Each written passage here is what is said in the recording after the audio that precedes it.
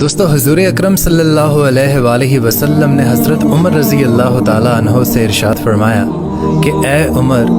اگر مجھے لوگوں کے سست ہو جانے کا ڈر نہ ہو تو میں تمہیں یہ بات کہوں کہ اس خبر کو گلی بازاروں میں جا کر بتا دو اور 4 اشخاص کے جنت میں جانے کی گواہی دے دو۔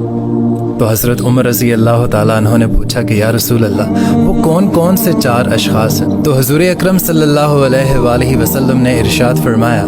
کہ ایک وہ عورت جس نے اپنی تمام محبتیں اپنے شوہر پر نچھاور کر دی اور اس حال میں مری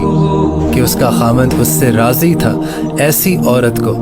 جنت میں جانے سے کوئی نہیں روک سکتا۔ آپ نے فرمایا کہ دوسرا وہ شخص جس کے بچے زیادہ ہوں، ذرائع آمدنی کم ہو، لیکن اس نے اپنے بچوں کے پیٹ میں کبھی حرام کا لقمہ نہیں جانے دیا، ایسے شخص کو بھی قیامت میں جنت میں جانے سے کوئی نہیں روک سکتا۔ اور آپ نے فرمایا کہ تیسرا وہ شخص جو اپنے والدین کے ساتھ حسن سلوک کرے،